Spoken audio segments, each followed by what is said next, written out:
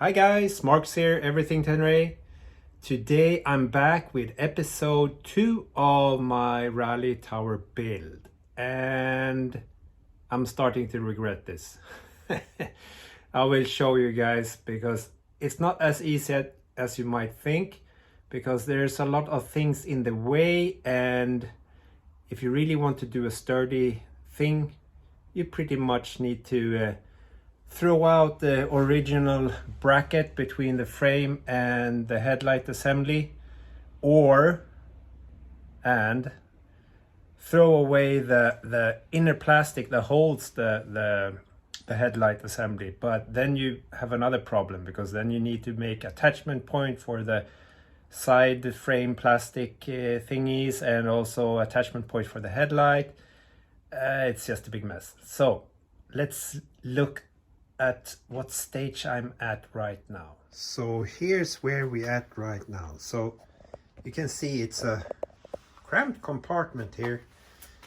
If we did not have the ignition key steering lock thingy here, everything would have been hunky-dory.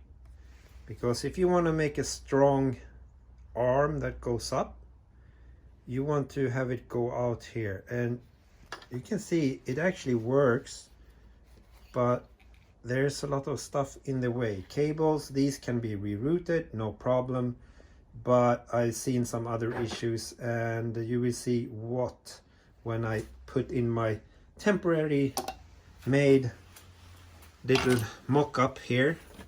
This is my mock-up. I traced out another one so I can really, put it on the bike and see that everything fits, and I can move the handlebars fully left and right. That's, super important, right? So this one will actually sit in here. I don't know if you can see it, but it will mount onto the frame on the outside of the original bracket. And you can see that the issue I have is a little bit of clearance. Now it's okay, it will work, but yeah, there will be a lot of work to do here. So let's mount everything and see if it works. So now it's in. So this is a bit flimsy because I haven't tightened anything here. And this will actually clear everything without a problem, like so. And come up like this. Everything is free floating. I haven't decided yet if I'm gonna fasten it up here as well, or just use one of these holes here to put an attachment in between the two ones. But you can see the issue I have now is that the cable from the ignition is actually touching that, barely touching it. That can be sorted out, of course, because this is a soft one. I can actually put a zip tie around it so I keep it in, so that will be no issue. Clearings from this way is okay. I actually can take more or leave more material on the real part later on. It's just that the cables for my heated grips and everything needs to be rerouted, so it's not in the way in there, so to speak. So let's see here. The speedo is of course not attached. I brought it in, I measured everything, so I pretty much know how I will mount it.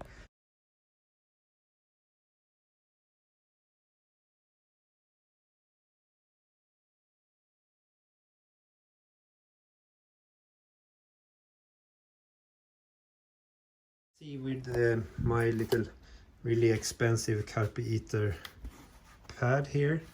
So the idea was to have it about here. So the windshield covers it, and you can see that I have plenty of room here to my bracket to have an attachment point, which could be adjustable. And that was my plan from the start. So I will actually put the window on so we can see how it looks. There we go. So let's see. Yeah, about there. I want to try and keep it there. and maybe have it adjustable like this, and I will see how close the speedo is, but I think it will not be a clearance problem. Maybe it's easier if you guys see it like this.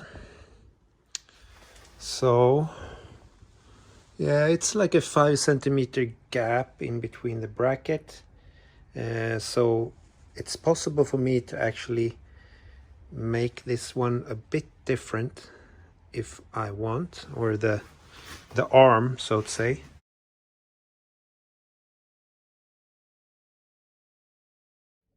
Well, here we go, guys.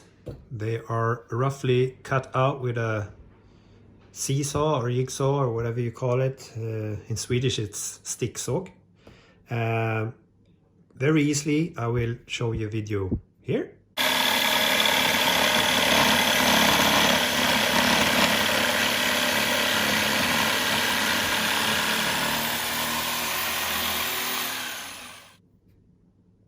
There we go.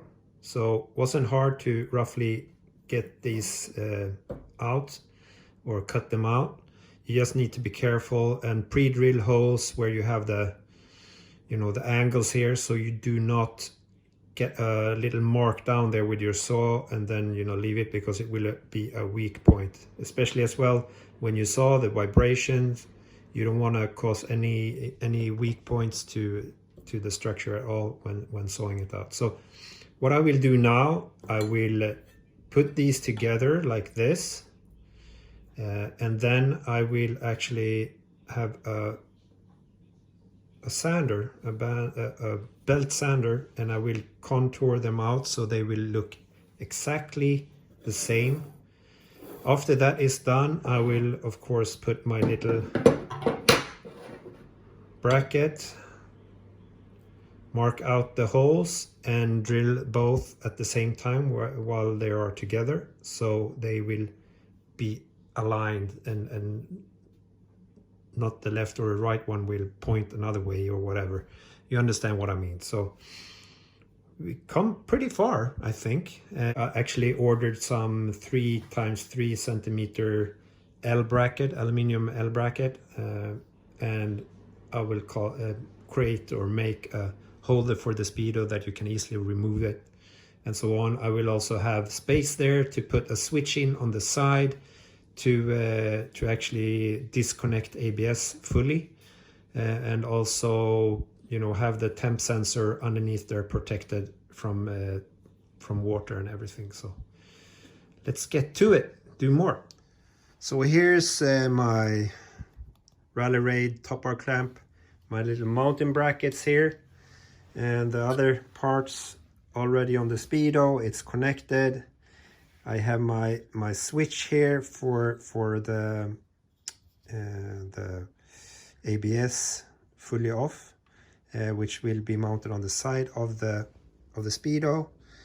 One thing that you need to do is make sure that the speedo cable is routed in such a way that it does not interfere when you're steering full to the left and right and so on. I also need to make sure that everything is clear, so when I put a tank bag on, it will not rub on the attachment points and so on. So let's put the speedo on in its place and you'll see how it looks afterwards. So guys, speedo is mounted. I have two positions I can put it in. You can see here that I have another set of holes. So this is the forward position, and then I can put it more central or centered over the handlebars, so a bit more back like this. I'm testing this first off. I don't need to do any changes with the cables or anything. This little hose here is actually from the thermometer for the intake temperature or the temperature. This hose is just to protect it so you don't get any water in there. I will replace this with a softer one so I can pull it downwards a bit more so I don't get any water onto it. So here's my ABS switch.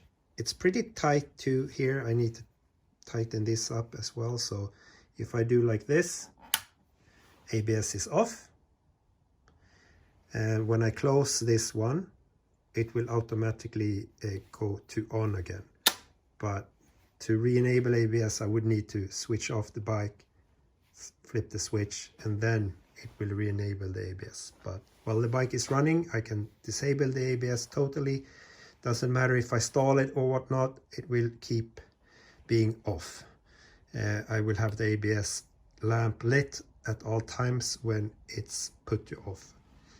No off-road in the front panel, but it will be off here. So this is the end of episode 2. In episode 3 we will see how it's going with my little, here it is. So this is the arm that will be mounted to the bracket that sits down here, and it will go up here. I actually ordered the Carpe iter now, and the holder, and the new adventure controller, and I will see how I will put it here. I will probably need to remove the little peg that sits down into the handlebars, so I can push everything here over a little bit and fit the controller in here, so I can easily do it and reach over for this. I might as well replace and remove the heated grips to put some rally grips on, narrower grips, as this one is pretty fat. But anyways, we'll see that later this summer, or spring that is. So stay tuned, guys. I will be back with episode 3 and we'll get to it.